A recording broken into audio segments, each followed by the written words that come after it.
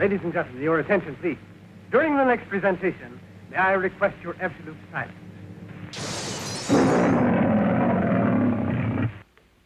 Well, I thought my razor was dull until I heard his speech. And that reminds me of a story that's so dirty I'm ashamed to think of it myself.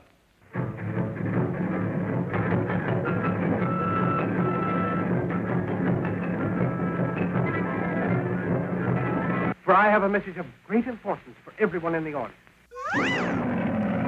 I implore you, send him back to his father and brothers, who are waiting for him with open arms in the penitentiary. I suggest that we give him 10 years in Leavenworth or 11 years in Twelveworth. I'll tell you what I'll do. I'll take 5 and 10 in Woolworth.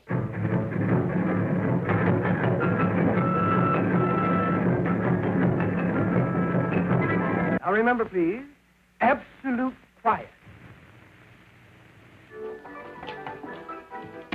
Cut the cards.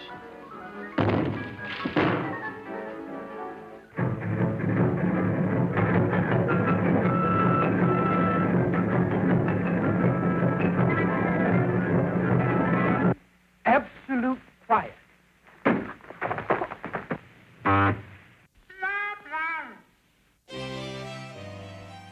Los hermanos Marx, Groucho, Chico y Harpo fueron las grandes estrellas cómicas de su tiempo. Irreverentes a contracorriente e impredecibles, consiguieron que la gente se desternillara de risa durante la época de la Depresión en Estados Unidos. Y sorprendentemente, su humor tiene tanta influencia hoy como la tuvo cuando rodaron sus películas clásicas. Estos son los hermanos Marx, que todos conocemos y adoramos, pero nos queda mucho por descubrir. Los hermanos Marx, el mundo insólito.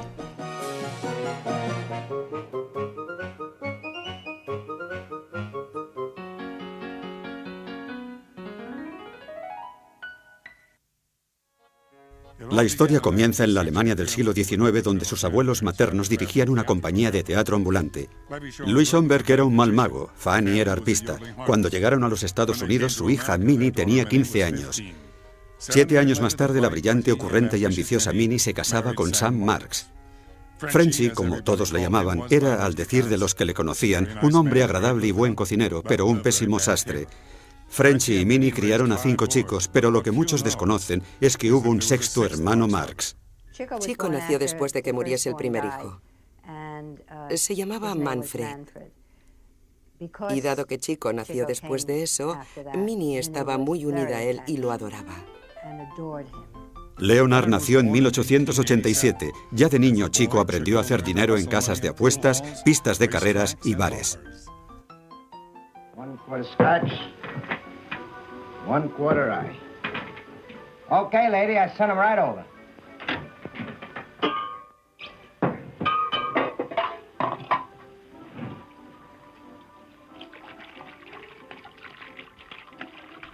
Chico causó problemas desde muy joven. Se metió en el mundo del juego y a los 12 años ya era un jugador empedernido. En una ocasión, cuando iba a entregar uno de los trajes de su padre, perdió una apuesta y los pantalones con un estafador local, de modo que robó las tijeras de Frenchy y las empeñó para recuperar los pantalones. Su personaje, el artista del timo, empezaba a coger forma. Es muy probable, debido a que todo el amor de Minnie iba dirigido a Chico, que él fuese quien se sentía más seguro de sí mismo, porque era quien buscaba y negociaba sus trabajos. Y aunque seguramente nunca abrió un libro, sabía expresarse muy bien y era encantador. Ella le daba 50 céntimos a la semana para las clases de piano. Y él a lo mejor iba solo una de cada 4 veces, porque se jugaba los 50 céntimos de camino a las clases.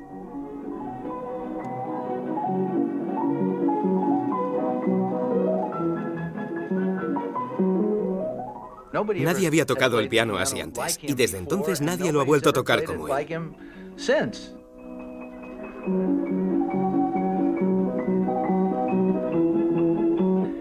Consiguió desarrollar por sí solo una técnica poco común. Trabajaba muy duro, pero solo cuando tenía que hacerlo. El único momento en el que ensayaba era cuando tenía que hacer alguna función. Nos dejó este extraordinario legado con su forma de tocar el piano. Y probablemente la gente lo recuerde más por cómo tocaba que por ninguna otra cosa.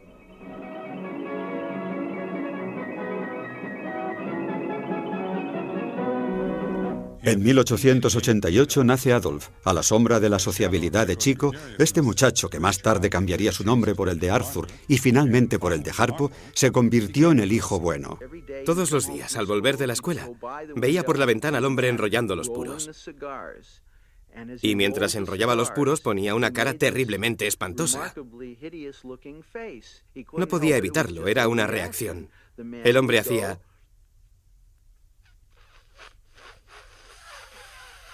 y el puro estaba hecho. Y papá pensó que era uno de los hombres más guapos que había visto. Así que desarrolló esa mueca que acabaría formando parte de su personaje. Una vez perfeccionada la mueca, Harpo golpeaba la ventana, imitaba el gesto y enfurecía al hombre de los puros. De esta manera, no tan inocente, comenzó el desafío de Harpo hacia las figuras autoritarias.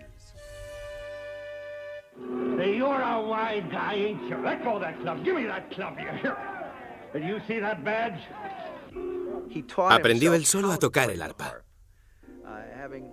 Como no tenía recursos para ir a clase, aprendió haciendo el acompañamiento para sus hermanos. Y así incorporaron el arpa en sus actuaciones. Papá era un gran pianista y disfrutaba mucho tocando el piano, pero Harpo era realmente un gran músico. Un arpista extraordinario. En 1890 el famoso trío se completó con el nacimiento de Julius. Debido a su curiosidad intelectual, acostumbraba a encerrarse en el baño para leer, almacenando el explosivo arsenal verbal que le caracterizaría. Not that I care, but where is your husband? Why, he's dead. I'll bet he's just using that as an excuse. I was with him till the very end. No wonder he passed away. I held him in my arms and kissed him. Oh, I see. Then it was murder. Will you marry me? Did he leave you any money? Answer the second question first. Ya de niño, Julius era cuidadoso con el dinero. Si Minnie le daba 5 centavos para ir a comprar pan, él compraba una barra del día anterior por 4 centavos y se guardaba el resto. Groucho siempre asoció dinero con seguridad. Los 3 hermanos Marx pasaron a ser 4 en 1892, cuando nació Milton, y 5 en 1901, cuando Herbert se convirtió en el 5º hermano Marx. Los hijos de Minnie se criaron en un barrio pobre de emigrantes de la zona este de Nueva York a comienzos de siglo. El empeño de Minnie para que sus hijos triunfasen reflejaba probablemente el sentimiento de fracaso de su propia vida. Un sentimiento que los muchachos tenían. Guiados por su madre, lo intentaron todo para huir de la pobreza. Esa voluntad de ser capaces de hacer cualquier cosa les permitió sobrevivir a los horrores del vodevil de poca monta de la época. A los chicos les iba muy mal en la escuela. Excepto Groucho, todos hacían novillos. Así que ella decidió meterlos en el mundo del espectáculo para así tenerlos a todos juntos en un lugar donde no perderlos de vista. Comenzaron haciendo un número musical familiar. Primero fueron los 3 y después los 4 ruiseñores. Este es Groucho, aunque se parezca mucho a Harpo con la sonrisa desdentada. Años después, Groucho recordaba así una de sus primeras actuaciones.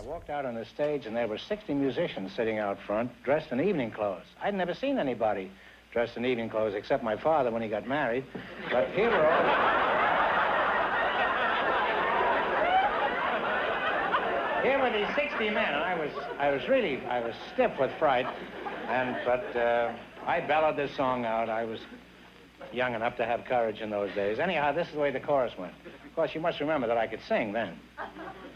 Somebody's sweetheart I want to be, somebody's heart beating all for me, somebody's 2 arms around me when I feel blue, somebody's sweetheart, and that means you. That was it. Para los hermanos Marx en los vaudevilles no había glamour. Recorrieron el país cantando en teatros ruinosos, con la única compañía de sus propios sueños que les permitían seguir adelante. The face boy would sing way down by the sad seaside, and then Gummer would sing sat 2 lovers side by side, and Harper would sing first he sighed and then she sighed, and then I'd sing. And then they both side by side, and then we'd sing Peasy, Weasy, what's his name? Peasy weasy, peasy weasy, what's it? Chico estaba en la misma ciudad donde actuaban sus hermanos y cuando vio que estaban tocando, sobornó al pianista del foso para que le dejase tocar. Y cuando sus hermanos lo vieron en el foso, empezaron a lanzarle cosas y él a devolvérselas, y así se unió al número. En 1910 se produjo un gran avance en la carrera de los hermanos Marx, en Nacogdoches, Texas. Ellos hacían un número, se subían al tren, iban al pueblo siguiente y hacían otro número. Lo que sucedió fue que cuando estaban en mitad de una canción, y no era una canción demasiado buena, entró un hombre corriendo y gritó: «¡Hay una mula desbocada! ¡Una mula desbocada!». Y todo el público salió corriendo para ver la mula desbocada. Así que Groucho se puso furioso. Y cuando el público regresó, hizo comentarios como: «Nacogdoches está llena de cucarachas». Creo que decían esa clase de cosas, pero a la gente le hacía gracia. Y por lo visto, papá decidió, sin pensarlo, meterse debajo de una alfombra que había en el escenario e ir de un lado para otro debajo de la alfombra. Chico le pasó por encima y empezó a porrear las teclas del piano. Y como resultado, la actuación se convirtió en un número cómico.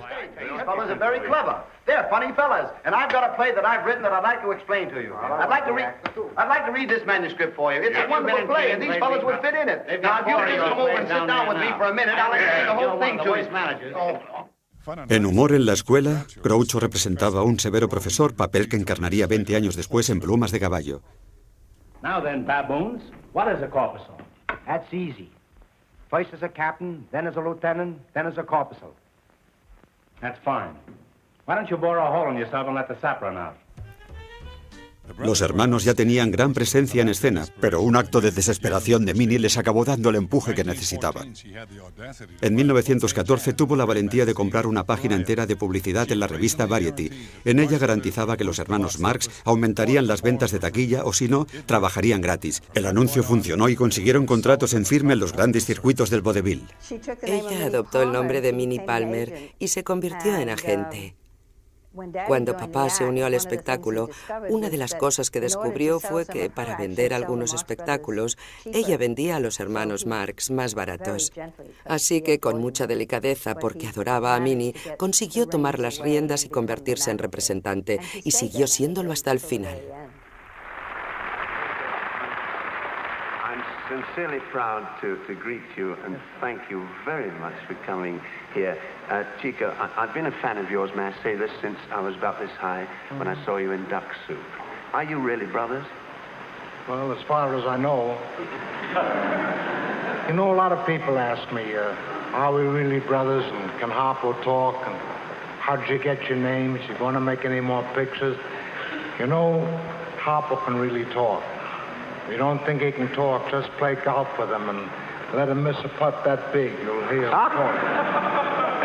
How we got our names is a very interesting thing. Una noche, los hermanos Marx estaban jugando una partida de póker entre bastidores. Y un cómico llamado Art Fisher era el que repartía las cartas. Le dio una carta a Leonard. Se detuvo y dijo: «Espera un momento, tú siempre estás persiguiendo a las chicas, así que te llamaremos Chico». Chico's name came because in those days a fellow who chased girls was called a chicken chaser. I got my name when I was about 15 years of age. I used to chase the chickens. I still chase them, but I don't catch them anymore. And I'm just waiting for a rainy day. I'm good in the mud. A Julius le repartió un 6. Y decidió llamarle Groucho.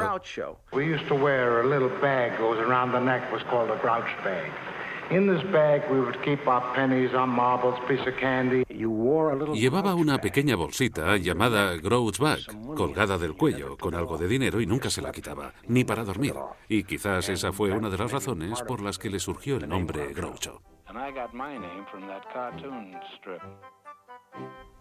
Mi teoría es que el significado de su nombre, gruñón, iba con su carácter. ¡Qué mala soy! No era tan gruñón, pero protestaba bastante.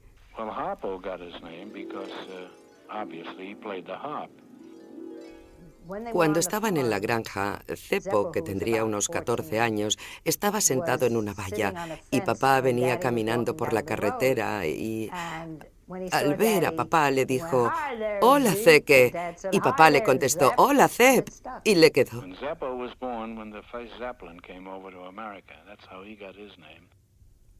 Por lo visto, había un fenómeno en el circo de los hermanos Ringling. Ese tipo tan raro llamado Zippo.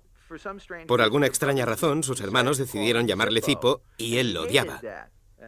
Su nombre era Herbert, y esa era su única opción aparte de Zippo, así que decidió cambiarlo a Zeppo. Y Gummo llevaba zapatos de suela de goma,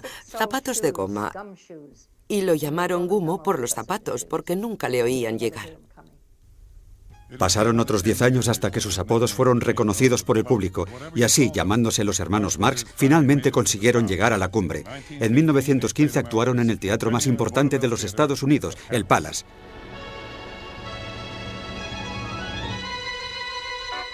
El público de Nueva York se quedó maravillado y de pronto los hermanos Marx empezaron a ganar más de $1.500 a la semana. Aunque Groucho era el actor principal, la revista Variety declaraba que era Harpo quien más destacaba y afirmaba: «Es un cómico que toca el arpa y no habla y arranca sonrisas por su gran dominio de ambas facetas». What do you think you are? Hey, wait a minute. You know who this is? No. He sells Frankfurters. That's the Mudgeon of Wieners. Well, what do you want? My name is What Do You Care? My home is anywhere. People say I'm awful dumb, so I thought to you I'd come. Say, listen, what is it? Now, just a moment. Wait a minute. He might be crazy. Wait, I'll find out. You want to go on the stage? Crazy. En una ocasión, durante su espectáculo de vodevil, Harpo sí habló. Pero el número y su diálogo eran bastante flojos y empezaron a tener problemas para conseguir trabajo. Finalmente, un día, en Chicago, Minnie convenció al dueño de un teatro para que contratase a los chicos con la promesa de que tendrían un número nuevo. Así que Minnie le pidió a su hermano, Al Sheen, que formaba parte del famoso dúo de vodevil Gallagher y Sheen, que les escribiera un guión para esa misma noche. Por desgracia, con las prisas, se olvidó de escribir el papel de mi padre. Él dijo, «Vale, pues entonces improvisaré». Entonces siguieron adelante e hicieron el número. Y al día siguiente las críticas dijeron algo así como: «Anoche, en el Orpheum, Arthur Marx demostró ser un gran actor de pantomima». No obstante, su reputación como cómico se veía afectada cada vez que abría la boca para hablar. Así que a partir de ese momento, no volvió a decir ni una palabra en escena. Solamente usaba la bocina y el silbido.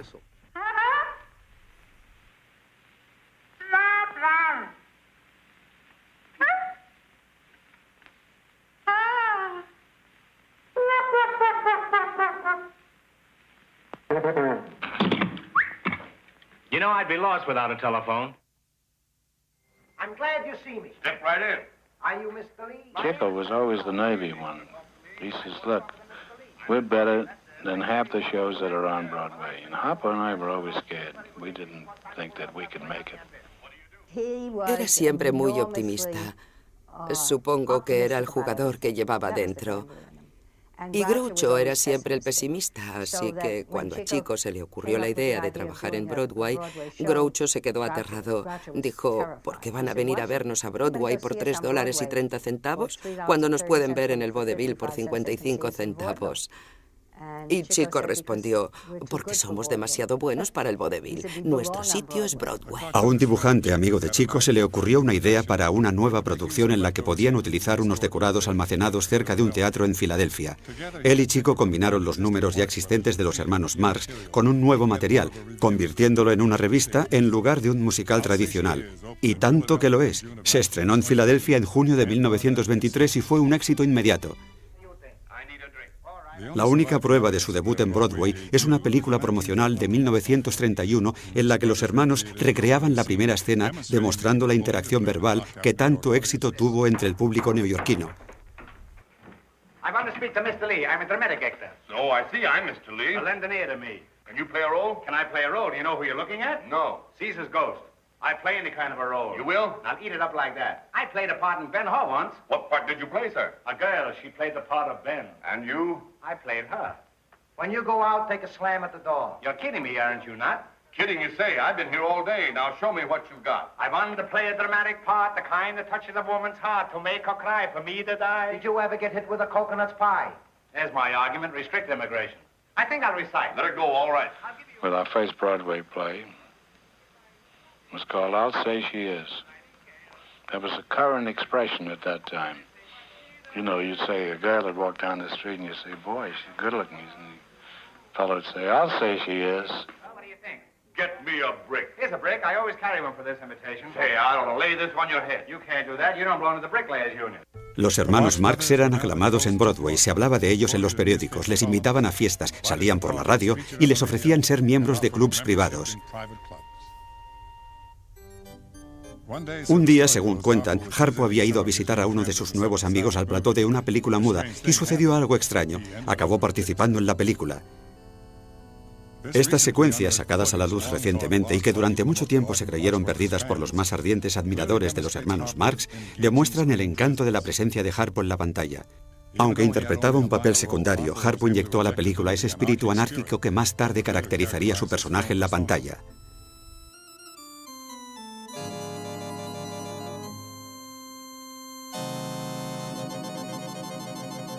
¿Seguro que no te puedes mover? Una frase poco brillante pero que destaca por ser la única vez en su carrera cinematográfica en la que Harpo habló ante la cámara. Por desgracia, las películas no estaban preparadas para su voz, tecnológicamente hablando. Broadway quería más locuras Marx, y en diciembre de 1925 se estrenó su segundo gran éxito, Los Cuatro Cocos. Contaban con un musical escrito por dos leyendas de Broadway, George S. Kaufman e Irwin Berlin. En el reparto de esta farsa salvaje ambientada en Florida estaba Margaret Dumont, que se convertiría en el eterno complemento de Groucho, interpretando a la persona adulta opuesta a sus travesuras infantiles. Años después, Groucho declaró que Margaret era prácticamente como un quinto hermano Marx. Como en todos los espectáculos de los hermanos Marx, uno nunca sabía qué podía esperarse.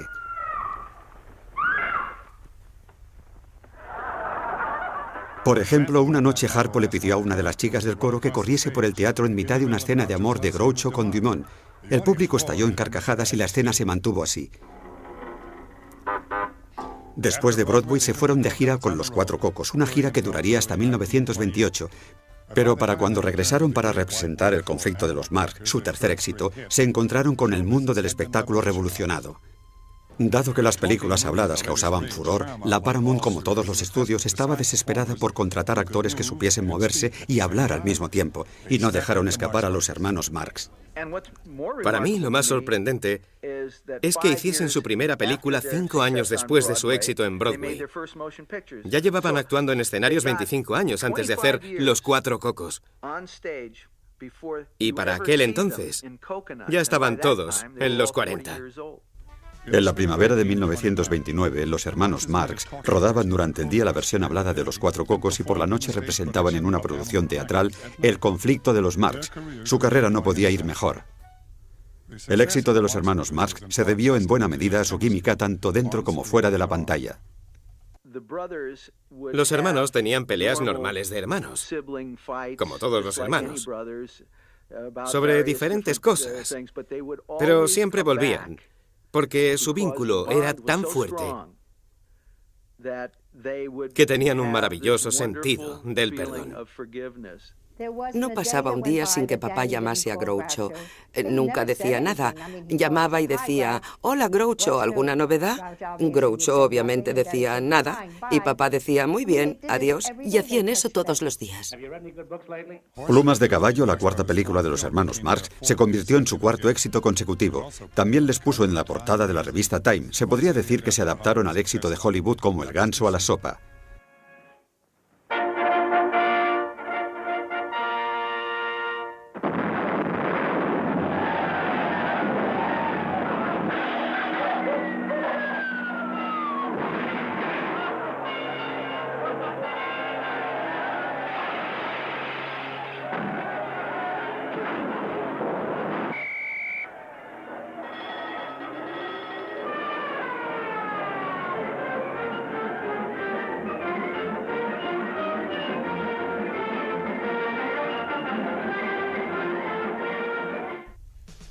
El fascismo estaba en auge en Europa y Sopa de Ganso estaba llena de diálogos satíricos y dictadores grandilocuentes con su belicismo machista. Es probablemente una de sus películas más alocadas y, mirando en retrospectiva, la que hizo que se ganaran el cariño de la generación antibelicista de los 60.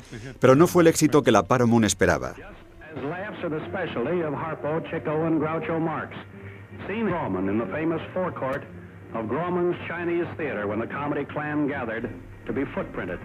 A pesar de la inmortalización de sus huellas en la entrada del teatro chino, la Paramount decidió no renovarles el contrato.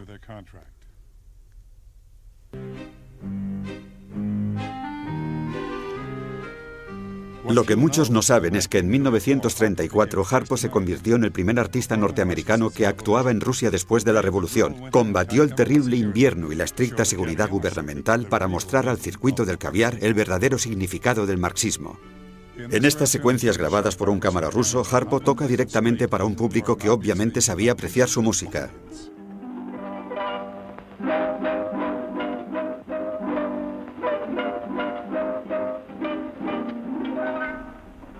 Cuando terminó su gira, el embajador de los Estados Unidos en Moscú reclutó a Harpo como mensajero diplomático. Él nunca supo qué secretos se escondían en los sobres que portaba, pero en aquellos días en que las nubes de tormenta de la guerra se avecinaban sobre ellos, estaba dispuesto a arriesgar la vida por su país.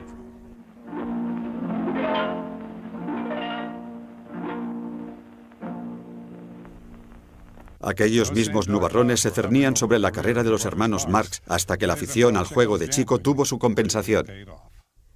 Chico era compañero de bridge de Irving Thalberg y Chico le dijo, ¿sabes? Yo no creo que estemos acabados. Irving le contestó, no, solo estáis mal dirigidos. Chico habló con Thalberg, el jefe de producción de la Metro, que les ofreció a los hermanos un contrato increíble. Chico les dijo a sus hermanos, Thalberg nos ofrece un gran contrato. Y Harpo y Groucho contestaron, no vamos a firmar ningún contrato. Chico dijo, ¿qué queréis decir? Y dijeron, no firmaremos a menos que nos dejes administrarte el dinero. Y Chico tuvo que ceder. Pero el dinero no era la clave del trato. El ojo de Thalberg estaba puesto en la excelencia creativa. Lo primero que hizo fue reunirlos de nuevo con el dramaturgo George S. Kaufman. Les dijo, voy a crear un equipo en la Metro Goldwyn Mayer con vuestros propios guionistas, vuestro propio director. Esperad y veréis. Y tenía mucha razón. Antes de que las cámaras grabasen un solo fotograma, los hermanos Marx comenzaron a preocuparse por el guión, así que Thalberg sugirió hacer una gira para probar algunas de las escenas seleccionadas. Esta acertada idea no solo mejoraría el guión, sino que devolvería la confianza a los hermanos al darles la oportunidad de hacer lo que mejor sabían, actuar en directo. Yo vi a Groucho y a sus hermanos en el escenario del Teatro Golden Gate en San Francisco. Salían y hacían escenas de su próxima película que todavía no habían rodado. Nunca en mi vida me había reído tanto en el teatro, nunca. Y eso que yo veía 4 funciones al día, los 7 días de la semana, y siempre me reía a más no poder. Actuaban en directo en el Teatro Golden Gate y medían el tiempo que duraban las risas para poder dejar el mismo espacio en la película. Y que de este modo la gente pudiese reír y escuchar el siguiente chiste. Por muy graciosos que resultasen en el cine, eran 100 veces, 1000 veces más graciosos en el escenario y eran impredecibles. En el escenario eran maravillosos. Los veía empapelar a Margaret Dumont a la pared 4 o 5 veces al día. Pobre mujer, se parecía a mi madre. Durante la gira casi se suprime la famosa escena del camarote porque no provocaba ninguna risa. Una noche se olvidaron del guión y la anarquía marxista reinó una vez más en el escenario. El resultado transformó una escena floja en un clásico del cine. Al segundo o tercer día, pensé, vaya a la segunda función. No había nadie en el público, solo unos cuantos borrachos, tipos con abrigos y unas cuantas damas de la noche. Me fui a la peluquería. Así que salí y cuando regresé fui entre bastidores y papá y Harpo me estaban esperando. Les dije, hola, y ellos dijeron, ¿y bien? Y yo dije, ¿y bien qué? Y ellos dijeron, ¿y bien? Y yo no tenía ni idea de qué estaban hablando. Miré a papá y a Harpo y este dijo, te dije que no lo sabría. Chico dijo, estaba seguro de que te darías cuenta. Yo dije, ¿saber qué? ¿Darme cuenta de qué? Y resultó que habían intercambiado los papeles. Papá había hecho de Harpo y Harpo había hecho de papá. Lo hicieron para mí y yo no estaba allí. Es una de las desilusiones más grandes que he tenido en el mundo del espectáculo. Fue una pena porque no volvieron a hacerlo. La gira fue un éxito rotundo. La fe que Thalberg había tenido en los Marx se vio recompensada. Una noche en la ópera fue un enorme éxito de taquilla y volvió a convertirlos en grandes estrellas. Intentando repetir la fórmula que había tenido tanto éxito con Una noche en la ópera, los hermanos Marx volvieron a la carretera para probar un nuevo guión, pero 2 semanas después de que comenzase el rodaje, Thalberg, de 37 años, moría de una neumonía. Sin su consejo durante el rodaje y el montaje, los hermanos perdieron una visión creativa fuerte. Aún así, Thalberg había iniciado el camino y Un día en las carreras resultó ser la última gran película de los hermanos Marx. Oh, yes, yes. Just a moment. I have a most important announcement to make. Most important. The Marx Brothers are retiring from the silver screen. We didn't know you cared. But since you do, we'll present to you songs and scenes from our first farewell picture, The Big Star, where everything's a goodbye. Goodbye.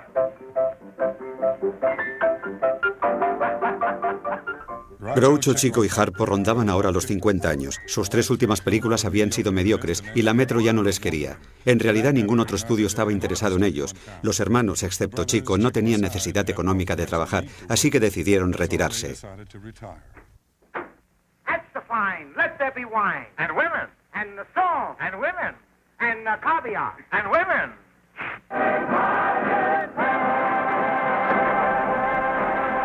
La función había terminado. Nada volvería a ser lo mismo ni para los hermanos Marx ni para los Estados Unidos. Pearl Harbor.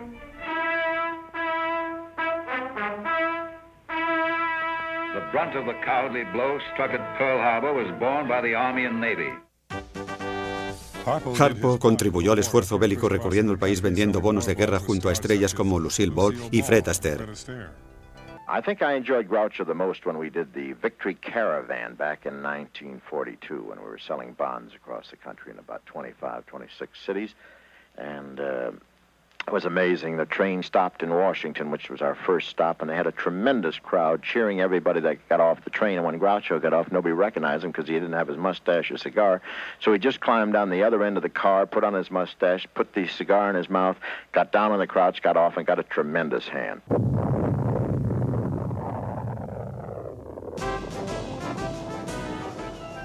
La bomba atómica puso fin a la guerra y las tropas regresaron a casa. El otoño de 1945 era el momento de que todos los estadounidenses volvieran a la vida normal. Había familias que reunir, vidas que reconstruir, pero ¿podrían los hermanos Marx encontrar un lugar en este nuevo mundo? You bet your life. Con el fin de la Segunda Guerra Mundial hubo una nueva explosión de energía y optimismo. Los Estados Unidos volvían al trabajo y sorprendentemente también lo hacían los hermanos Marx. La mayoría de la gente recuerda a los Marx por sus películas. Lo que pocos saben es que tuvieron una trayectoria considerable en el mundo de la televisión. You know Allegro Pizzicato? No, I don't. You know Jimmy Pizzicato? Maybe you know Itsy Bitsy Pizzicato. Chico fue el primero en explorar este terreno desconocido, pero fue Groucho quien encontró el éxito duradero en este nuevo medio. Nos sentamos en el público y Bob Hope estaba leyendo el guión y lo leía con Groucho. Nunca antes había visto a Groucho en persona y a Bob se le cayó el guión accidentalmente. Así que Groucho dejó caer el suyo a propósito y hablaron durante unos 12 minutos con mucha gracia y sin groserías. Groucho, what are you doing out here in the desert? Desert, I've been sitting in the dressing room for 40 minutes. Groucho, excuse me a minute. I have to make an announcement on the air. Step into the studio with me, will you? All right. You notice everybody in radio wears wooden shoes? Así que después del programa subí al escenario, me presenté a Groucho y le dije, ¿qué le parecería hacer un concurso radiofónico? Él dijo, bueno, hasta ahora ya he fracasado estrepitosamente 3 veces en la radio. Y lo había hecho, en programas de variedades. Competiré con neveras, haré lo que usted quiera. Dijo, me encantaría hacer un programa de radio, pero que me lleve el diablo antes que hacer un concurso. Eso es para idiotas. Thank you, thank you. This is Groucho Marx. Well, here I am, stepping in over my head again. Folks, this is just as new to me as it is to you. I've never done one of these shows before, but we've got several couples up here on the stage, a lot of people in the seats out front, and the doors are locked, so I've got to go through with it. Besides, somebody might win $1,000 cash at any moment. All I know is it can't be me. Apueste su vida comenzó en la radio en octubre de 1947 con un formato que recordaba a otros muchos concursos, pero en su segunda temporada se convirtió en el éxito inesperado del año y de este modo Groucho conseguiría el mayor honor de la radio, el premio Peabody al mejor animador. Veía triunfar a todos sus amigos, a Jack Benny y a otros, y él nada. Estaba desilusionado, así que cuando por fin triunfó se sintió muy feliz. Eso sí lo sé.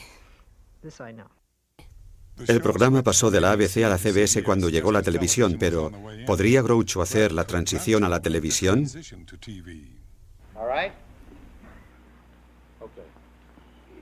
Ladies and gentlemen, the secret word tonight is name. N-A-M-E. Really? You bet your life. And here's that sterling Elgin American, the one, the only... What a ridiculous name. Oh, that's me, Groucho Marx.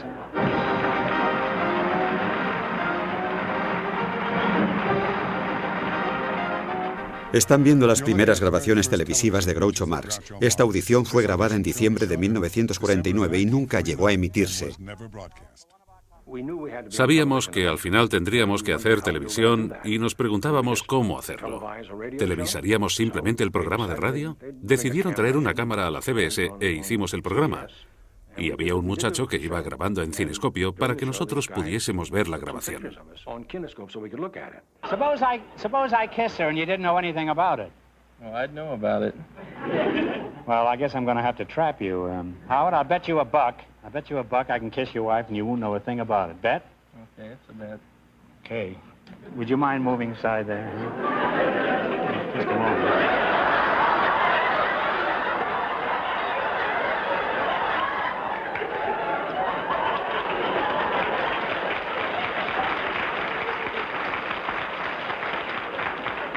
Well, you saw me kiss her, didn't you? That's right. I lose. Here's your $1, huh? Oh, that isn't my wife. Well, don't come and running to me with your troubles. Are you married? Yes, I am. You have any kids? 3 and I think 4 pretty soon. When were you home last? Huh? How'd you lose your job? Well, I was teaching someone how to drive and I got a ticket for giving the wrong signal. Cuando empezamos en televisión, tuvimos una charla sobre si debería llevar el bigote negro y todo eso, como en las películas. Y yo le dije, no, ahora eres diferente. No eres la continuación de aquel tipo. Los genios de las cadenas de televisión querían que hiciese el programa con aquel bigote pintado y las cejas, pero él se negó. Groucho Marx. In You Bet Your Life. And now, here he is, the one, the only... Is that boar still hanging around? Oh, that's me!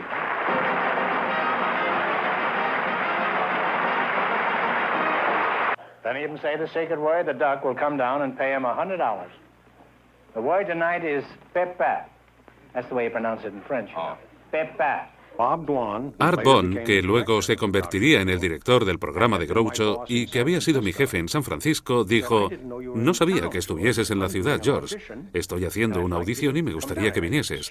Puede que el programa no resulte. Es con Groucho. Nosotros no sabíamos que iba a haber tanta química. No pensamos, vaya, un tipo que va a encajar perfectamente con Groucho. Okay, what do you want me to say? Go ahead. Go ahead, George. That's some ad-lib, eh? Pero lo veías tan digno y tan serio. Era perfecto para Groucho. Él había ido a la universidad y Groucho no. Fue un golpe de suerte. Exactamente eso. All right, you ready?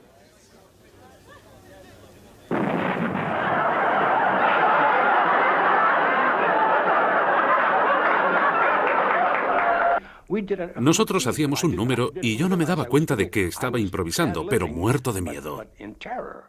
I've been getting a lot of mail recently from people saying that I don't like you and that I ride you on the show and everything. And you know that isn't true, George. You know I love you. I didn't know that much. If you were a woman, I'd have snapped you up long ago. I just want you to know that, George. Well, I knew that. Yes. You did know it, huh? Yes. I mean, I knew you liked me in your own way. ¿Cómo me avergonzaba aquel hombre? Y no es que fuese malvado, pero podía ver el lado oscuro de todo. Y le divertían mucho los insultos. A mí me dijo en más de una ocasión, Bob, solo tengo confianza en ti.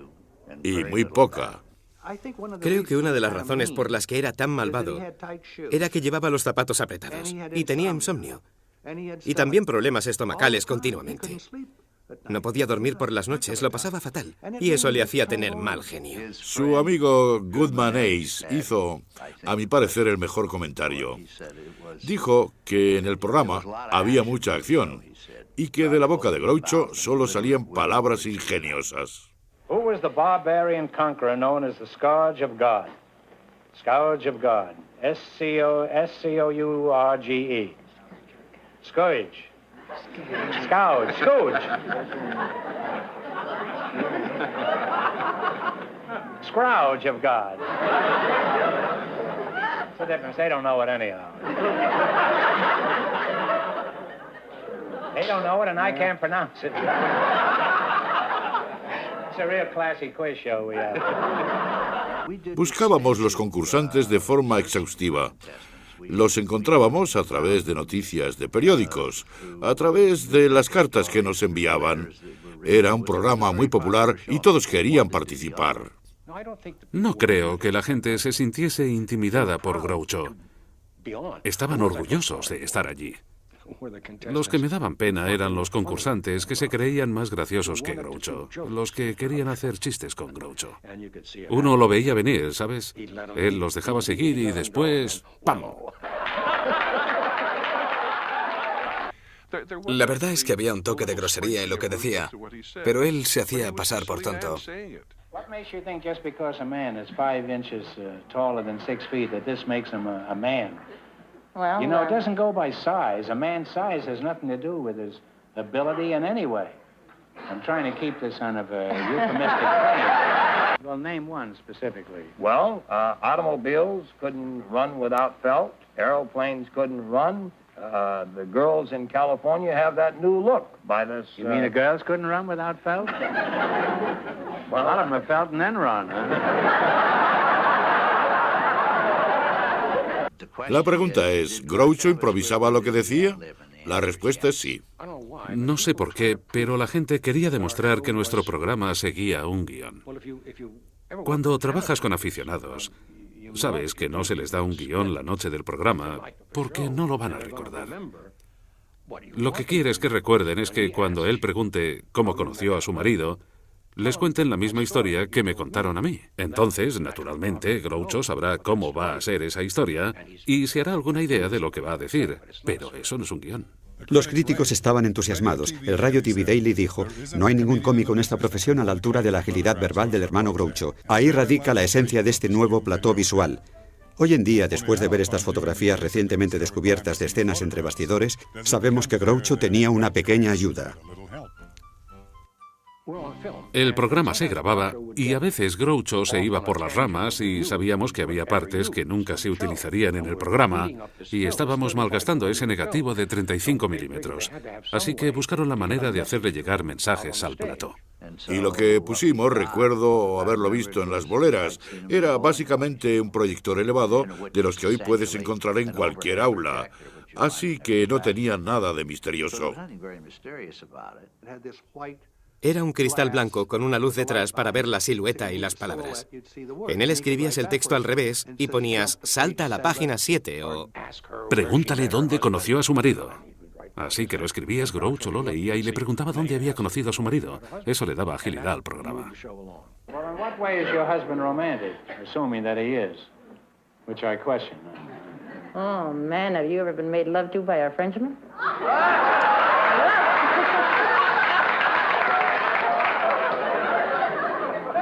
Not that I can recall.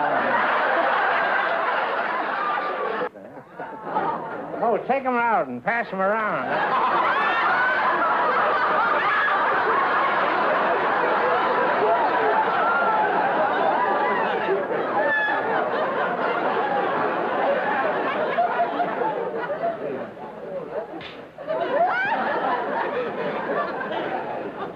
He went to college for that, huh? Let's keep it this way now, nice and quiet and subdued, huh? All right.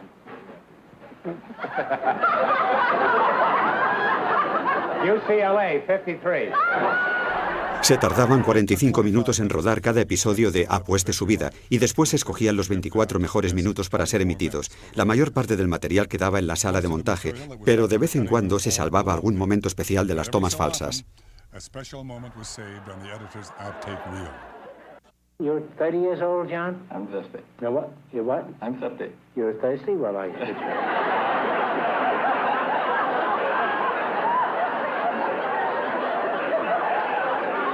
you very much. Would you like that?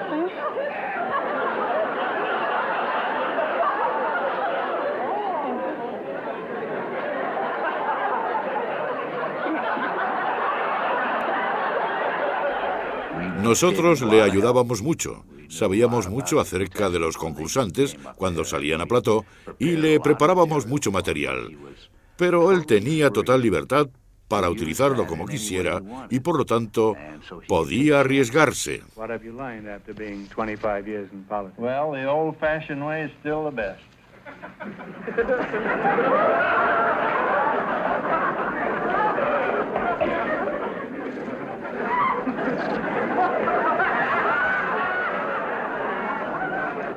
I must have some reputation, you know. There isn't anything anybody can say to me anymore that doesn't evoke some kind of a dirty laugh from the audience. What do you mean by the old-fashioned way? Well, just... Y si algo no iba bien, sabía que se podía eliminar. Se giraba y me decía... Y se eliminaba. Well, now, suppose you became a famous actress and then you met somebody you liked and got married. Would you be willing to quit acting and be a housewife and a mother? Well, I think if you keep your feet on the ground, you can combine both. That's what I would like to do. Well, if you keep your feet on the ground, you'll never be a mother.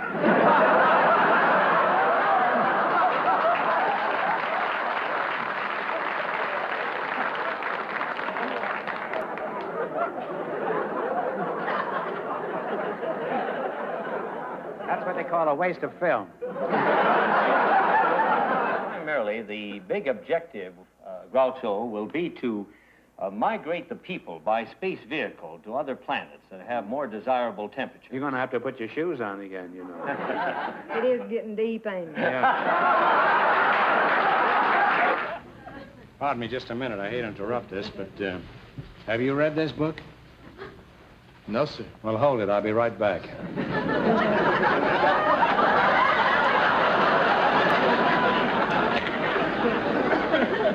Now that we've all seen action, let's have a little action on the show. Before we go on, may I make an announcement here? Well, you may. I don't approve of it. You can go ahead and make Well, it. this is a serious announcement for a doctor in our audience. There's nothing wrong with anybody here at the show. Hell there isn't.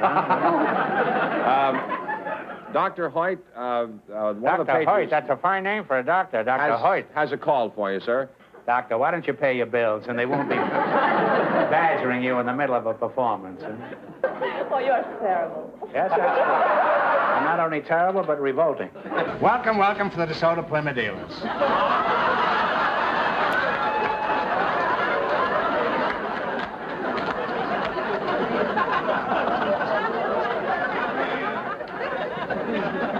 Say, your face looks familiar. Haven't we met before? I don't think so, Groucho. And what is your name, miss? No, this is the lady. Oh, I see. Either I'll have to get my glasses fixed or you'll have to do your hair differently.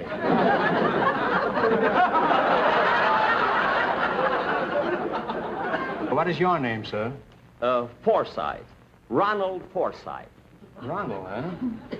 It was Rodney during rehearsal.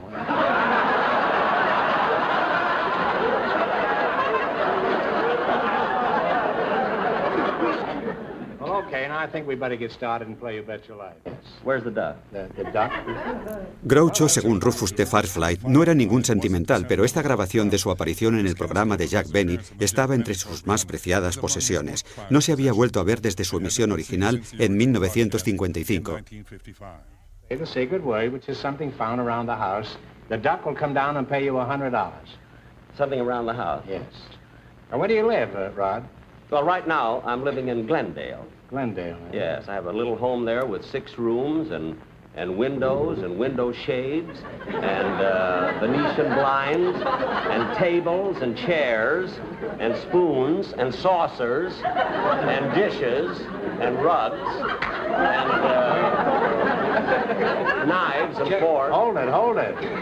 Why are you telling me all this? Well, you said that the secret word is something around the house. I can't get over how familiar you look.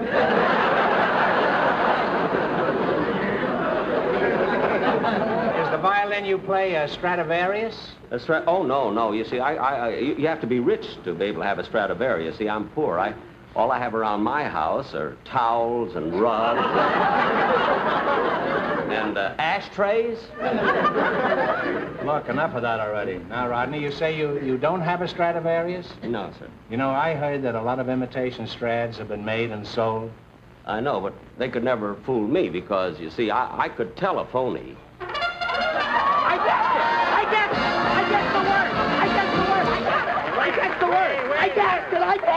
I guessed the word. Hold it.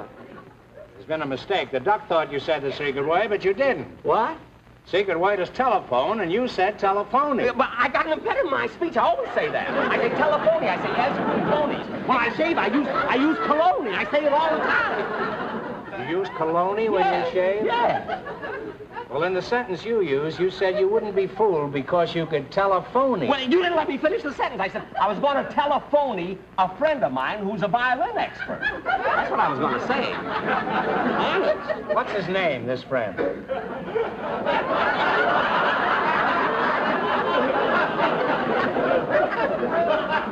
got a friend. Well, okay, they say the customer's all right, but I don't know how that applies to you. You sound like the type who's never been a customer. I don't care. Just let me at this duck. So.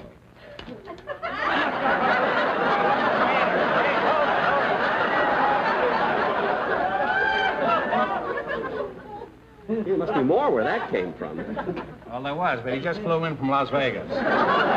Benny no es... Aunque es un improvisador gracioso, lo hace con actitud. Lou lo hace poniendo muecas y arranca risas tremendas. The big question tonight is $3,000. Now you have 15 seconds to decide.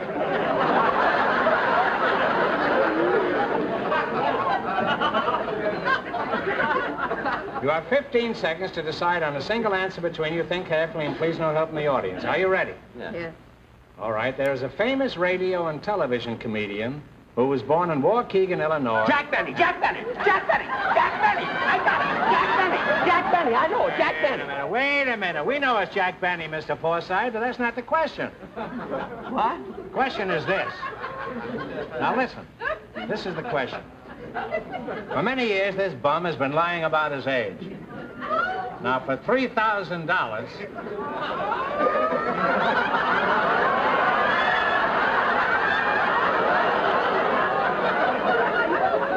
$3,000, can you tell me how old he really is? You've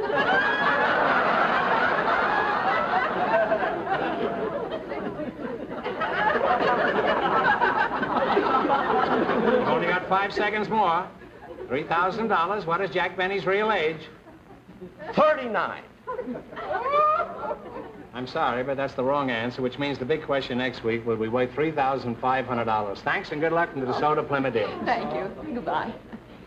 Goodbye, Rodney.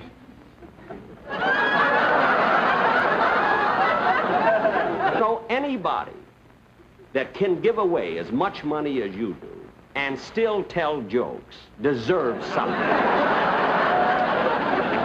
Jack, that's an unfortunate subject, Hubert, but since you did bring it up, when do I get paid? How about money? Well, Groucho, I wouldn't worry about that because you will get a check tomorrow morning. Now, how about paying me in cash? Why, what's wrong with my check? Well, I can telephone you, too. Good night.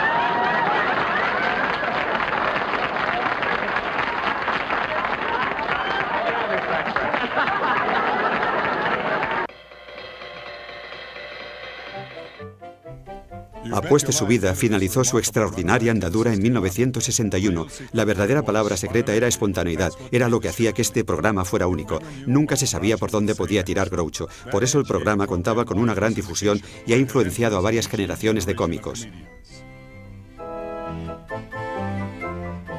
El programa hizo resurgir la carrera de Groucho, lo convirtió en una estrella más grande que nunca y preparó el camino para el renacimiento de los hermanos Marx. Pueden apostar su vida, ¿a que sí? Anteriormente, en 1946, justo antes de que Groucho redescubriese el estrellato, disfrutaba de su semi-retiro. Era un granjero frustrado y estaba constantemente en el jardín, podando los árboles y cuidando el huerto. Le encantaba hacerlo. En estas películas caseras inéditas, Groucho se relaja con su familia. Harpo, que ya no era el desenfadado miembro de la compañía itinerante Algonquin Round Table, se había retirado a placeres más tranquilos.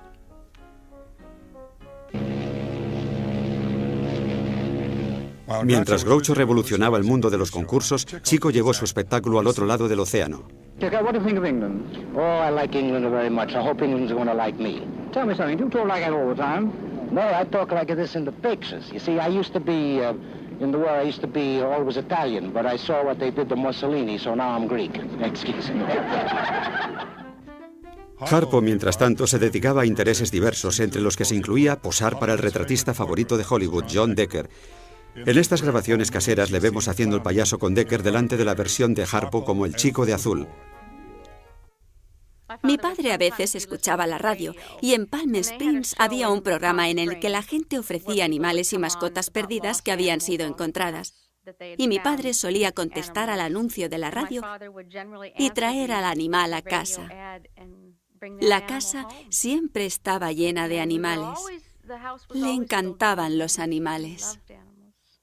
Por mucho que a Harpo le gustase estar con su familia, no estaba preparado para retirarse. Todavía no.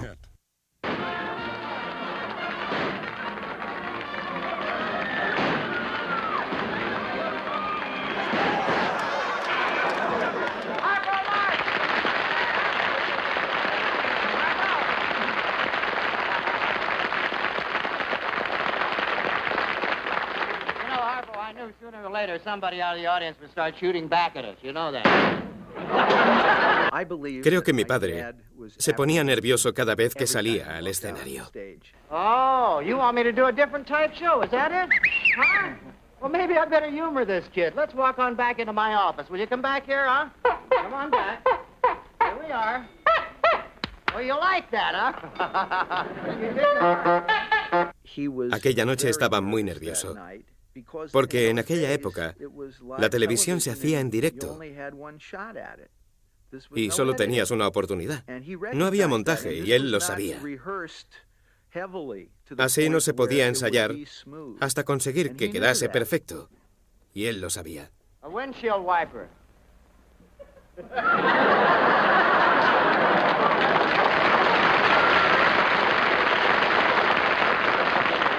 Yeah, more? Oh, more. This is great. A windshield wiper on a rainy day. Nadie sabía cómo escribir para Harpo. Él iba a la segunda página y ponía: Harpo va dando brincos por una pequeña carretera y se encuentra de frente con un enorme oso disecado. Harpo hace algo gracioso. Eso es lo que le escribían. Come on, I asked you to play the hop. Will you play the hop? You won't play the hop? You don't want to? Why? Want to play another instrument? This is yours? Yours? Yeah. You invented this? Oh, good. It's very peculiar. Fine. It's got two mouthpieces, huh? You play in both sides at the same time? How do you do that? Now, listen, would you please do me a favor? And I'd like you to play the harp. Would you play the harp? You don't want to play the harp? You have another instrument to play? Oh, sure. I'll wait. What are you going to get? Oh, you're going to get the clarinet. I didn't know he played. Ladies and gentlemen, I want you to watch Harpo play the clarinet. He's really one of the greatest... You going to play the clarinet? Not seriously. What are you going to play? I'm forever blowing bubbles. That's why. You're going to play it seriously? Well, if you're going to play it seriously, I'll direct the band seriously, because I'm a great musical conductor.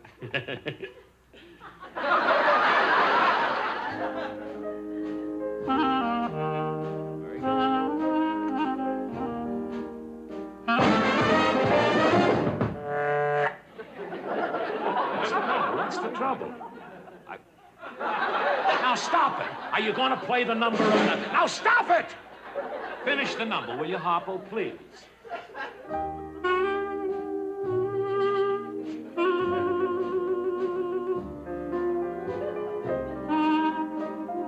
Now we're rolling.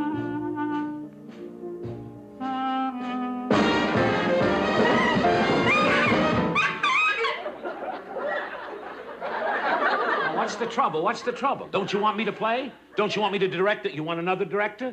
Who do you want? Who do you want? I would... Oh, Billy May? Billy May. All right, Billy, would you come over here, please? I want you to meet Harpo Marx. Have you got a suggestion? Can you help us? Yes, I have a great suggestion, Milton. What? He plays, yeah. I direct, yeah. And you sing. I thought you'd never call on me. I'm a great singer. I'm a sensational singer. I'm forever blowing bubbles, pretty bubbles in the air. Oh, they so high. You really loaded it, didn't you, sister? And just like my dreams, they fade, and I'll take it now.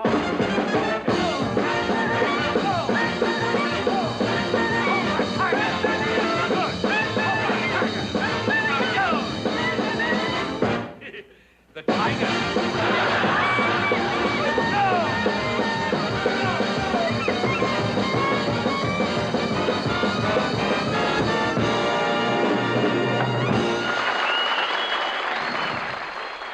Siempre pensó que era mucho más complicado representar a otros personajes que no fueran Harpo, especialmente los papeles dramáticos.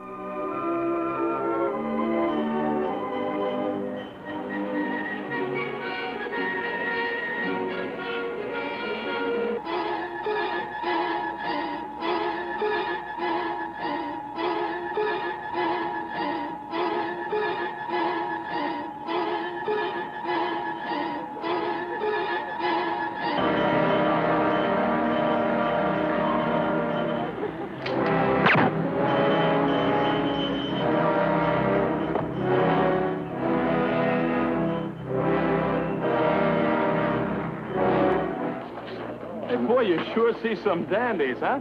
I'm not trying to run. Well, look, I didn't take any course in mind reading at the police academy. Let's go, huh? Come on. Hey, wait a minute. For Pete's sake, what do you want?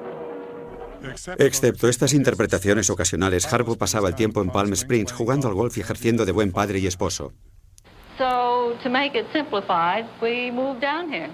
Minnie, what do you like most about living in Palm Springs? Well, I love horseback riding, and in Beverly Hills you couldn't do much horseback riding, so I do have a horse of my own. Recuerdo que mi padre me solía despertar en mitad de la noche, muy a menudo, porque quería jugar a algo. Quería jugar a las tabas, quería jugar a las cartas, a cualquier juego. Pero como trabajaba durante el día, solo podía estar con sus hijos por la noche. Y no se le ocurría dejarnos dormir. Venía y nos despertaba, porque ese era su momento de jugar con nosotros. Mis padres tenían muchos problemas. Mi madre bebía y como Harpo y su familia vivían a unas manzanas de distancia, cuando vivía en Beverly Hills muchas noches cogía la bicicleta y me iba a su casa. Allí había una tranquilidad que no había en mi casa. Siempre llegaba a tiempo para la hora de la cena y esperaba que me invitasen a cenar. Y lo hacían a menudo. Lo hacían siempre. Joe, you know that Gypsy Love song? Well, I know the chorus. Well, I played the verse. Maybe you could follow me, huh? Well, suppose you play the verse while I noodle around. You're going to noodle? Uh-huh. What do you mean by noodle? All right, it's fine. You noodle there and I'll macaroni over here.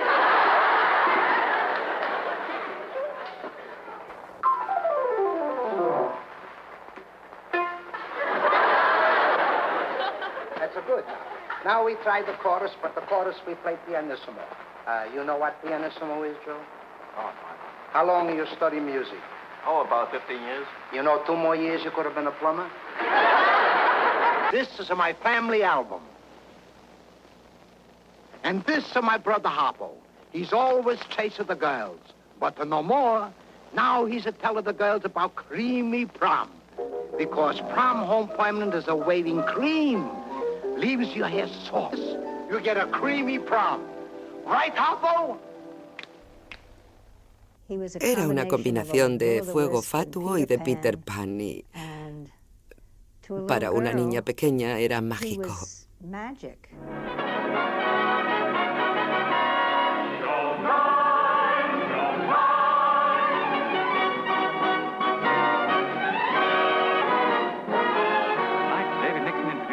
Fabulous character from Hollywood making his first appearance on British television. Tinker, can I ask the obvious question? You're going to play the piano for us, aren't you? Yes, but I'm a little busy right now. Busy? Backstage. What do you mean, backstage? No. What, here? Yeah. Can you get one for me? I got it. Oh, thank you.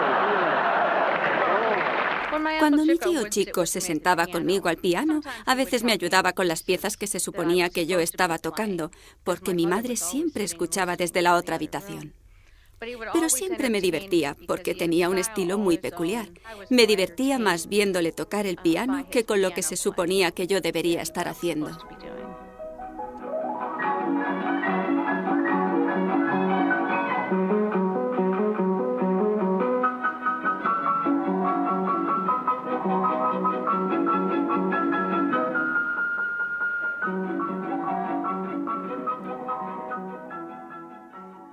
Cuando íbamos en el coche me decía, ¿has visto la luz verde? Y yo le contestaba, sí. Y él me decía, papá te apuesta a que se pone en rojo antes de que cuentes 10. Tenía apuestas para todo. No. Put on your halo. Halo. Not the hello, your halo. Watch. Están viendo El ayudante del Serafín, un episodio piloto para la televisión sobre unos ángeles que intentan enderezar los entuertos de la Tierra. Estas escenas, reconstruidas a partir de las secuencias recientemente descubiertas de la película original, son todo lo que queda del legendario programa perdido de los hermanos Marx para la televisión. Did you ever see a voice-licking pair of angels? Say the secret word, you can have either one of them. 24 Chicago, take 1.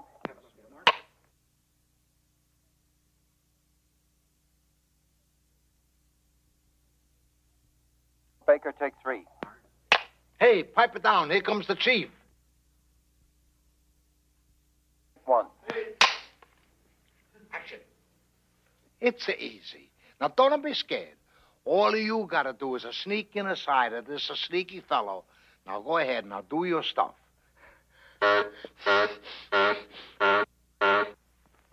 Fine pair of bunglers, a jealous woman. She'll get even with him. She'll marry him. I'll have to take charge here. Phone, please. I wonder how they do that. You do? 3. Take 4. Take 4. Give me the full treatment on the dialect now and really punch it. Go. He's a piano player. I'm a piano player. I fix him. Start again and say, look. Oh. Look. He's a piano player. I'm a piano player. I fix him. Freeze! Go into action. Where's he going? Where is he? That's good. Step out. Walk. Phone, please. I must find out how they do that. Roger. Chico. I'll take the easy way. Phone, please. Extraordinary.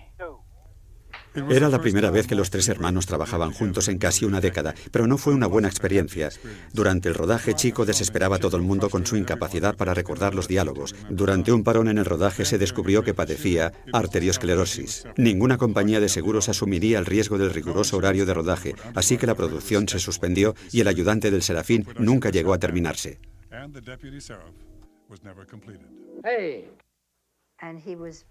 En aquel momento empezó a ponerse muy enfermo y de ahí en adelante fue muy duro. A pesar de su enfermedad, Chico siguió trabajando. Actuó en Existencias de Verano y entretuvo junto a Harpo al público de Las Vegas en un club nocturno.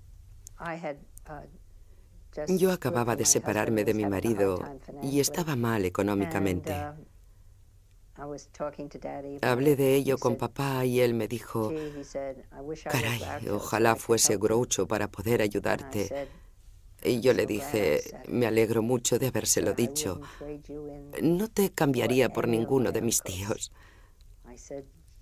Dije, tú eres el mejor del mundo. Siempre me he alegrado mucho de haberle dicho eso. Él estaba cada vez más enfermo. Sabíamos que sería solo cuestión de tiempo. Tuvo un ataque y mi madre me hizo volver a casa porque creíamos que se moría, pero se recuperó de ese ataque. Vivimos tantos momentos cercanos a la muerte con papá que creo que cuando finalmente murió, sentimos una especie de alivio porque estaba muy, muy enfermo. Y cuando es así, se siente una especie de alivio. Jimmy Durante en el funeral tenía un aspecto horrible y escuché cómo decía, se acabó. Ya no habrá más hermanos Marx.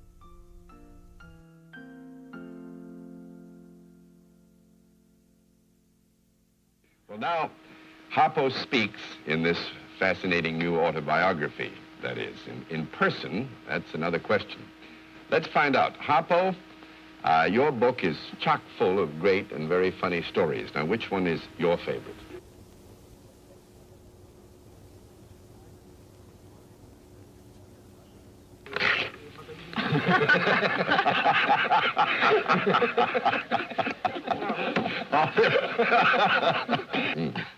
All right, when Groucho and Gummo saw what was going on, they started whooping too. We heaved...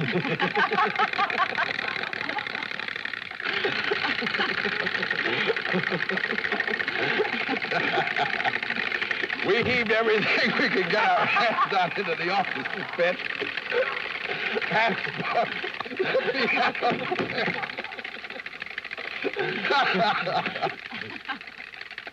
the piano player surrendered.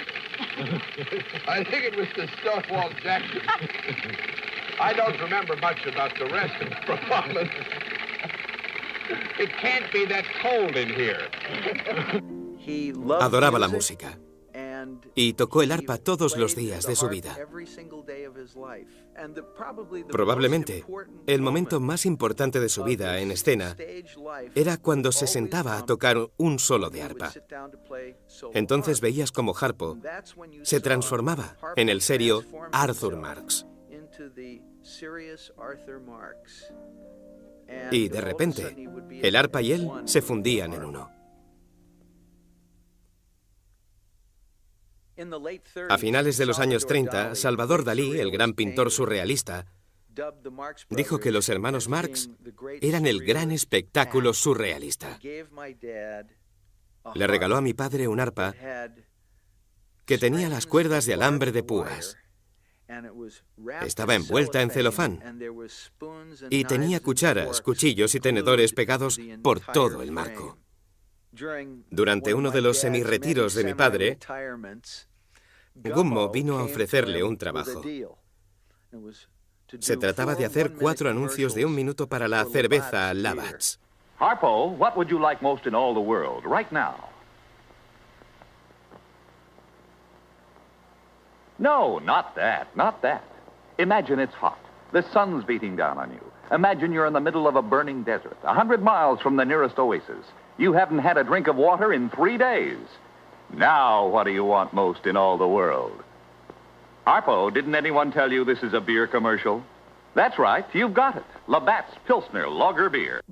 Eran los anuncios más surrealistas que había visto en mi vida. Harpo, imagine we're lost, drifting in the middle of the Pacific, surrounded by man-eating sharks. No food, no water, no hope. Then suddenly we sight land. We're rescued, saved from a fate worse than death. Now, what's the first thing you'd ask for? Mi padre aceptó porque podía ganar algo de dinero y solo era un día de rodaje. Round one, you moved into the center of the ring. You sized him up. Then you hit him. You changed your tactics. You're trying to confuse him. You're laughing at him, trying to make him mad. What happened? Ooh, don't tell me. He got mad. Never mind, Harpo. You'll do better in the next round. Aún sigo sin entenderlos, pero me parecen fascinantes. No estoy segura de que mi padre quisiera realmente retirarse. El mundo del espectáculo había sido su vida, y creo que era lo que quería seguir haciendo hasta que no pudiese hacerlo más. Todo el Grand Marx se reunió para la última representación de Harpo. Compartió escenario en ese mismo programa con el famoso cantante cómico de folk Alan Sherman. Justo antes de cumplir la primera mitad del programa, Alan se acercó al micrófono y dijo: "Esta es una noche muy especial, porque, amigos, van a ser testigos de la retirada de Harpo Marx". Y todos hicimos "oh" cuando escuchamos la inesperada noticia. Y entonces Alan dijo algo como: "No sé si saldrá, pero voy a pedirle a este gran caballero y gran cómico que salga para que le podamos aplaudir una vez más". Harpo salió y volvió a recibir una ovación impresionante, porque lo adorábamos y porque creíamos que no lo volveríamos a ver. Recuerdo que papá salió y soltó un discurso.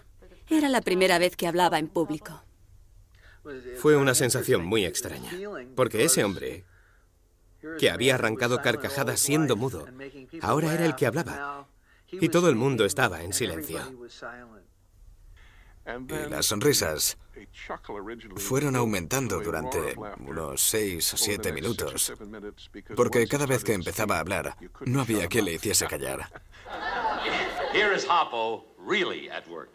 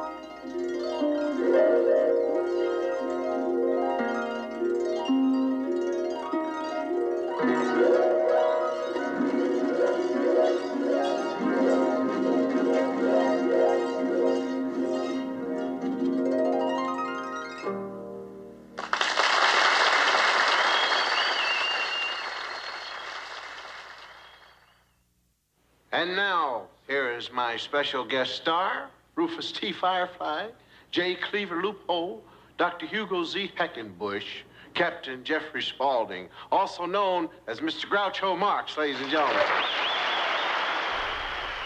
En 1973, a punto de cumplir 83 años, Groucho hizo su última aparición en un programa de variedades, demostrando que su ingenio magistral era tan agudo como siempre. Groucho intercambió ocurrencias con una de las grandes estrellas de la comedia. How are you, Doctor? Fine. Nice to see you. You look, have a sit down. Oh, I'll be glad to. How have you been? I've just been fine. Well, what are we going to do now? I don't know, but I'm just tickled to have you here, and words cannot express how thrilled I am to have you on the show. Well, a little money wouldn't hurt either. All right. Now, you You smoke cigars, I see, huh? Yeah, I like them. Good ones? Yeah, well, it just mostly comes from the first time I saw you, and I figured, gee whiz, you know, I would like to smoke cigars. Well, you know, it's a handy thing to have for a comedian, assuming you are a comedian.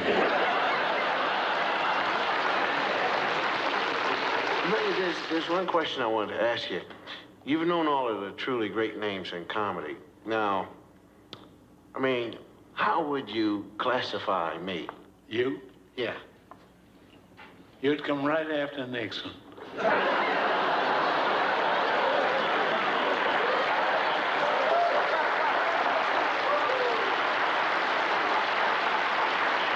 And so would I if I had a chance.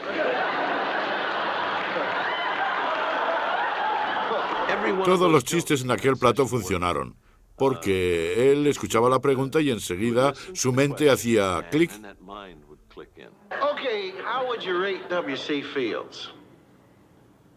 I never speak ill of the dead, except in your case.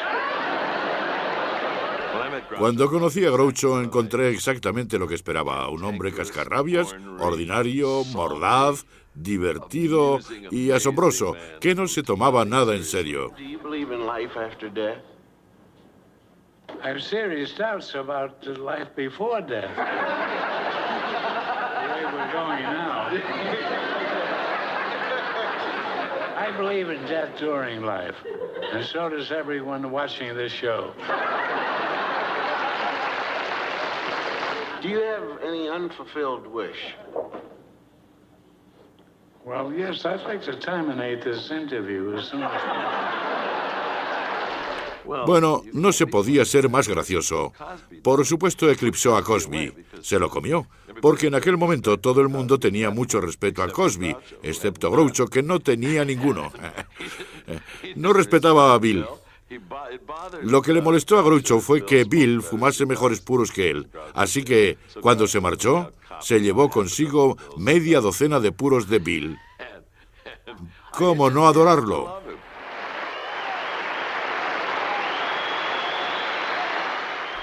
En 1974, Groucho fue galardonado con un Oscar honorífico por su contribución al cine. Su último momento bajo los focos lo comenzó con una reverencia hacia todos los hermanos Marx.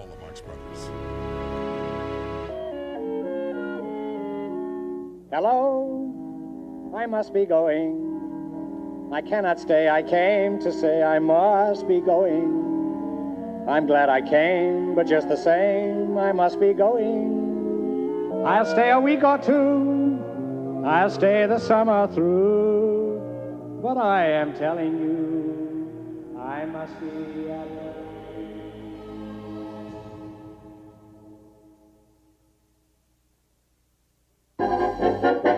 Hooray for Captain Spaulding, the African explorer. Did someone call me Schnorrer? Hooray, hooray, hooray.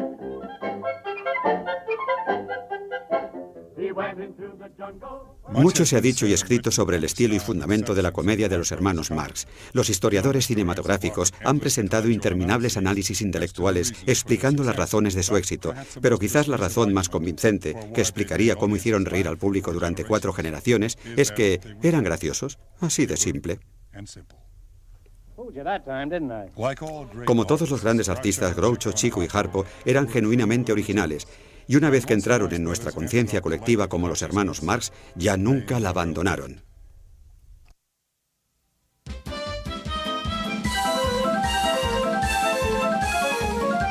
And now, once again, I'd like to bring out my guest, just for a bow, Groucho Marx.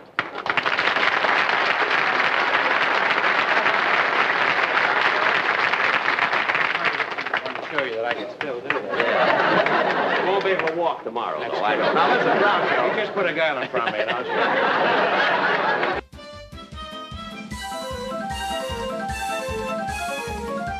Good thing you got friends at City Hall. Go like that, see? I go like that.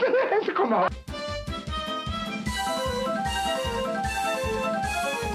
Look right into there. Go ahead. Take it easy now.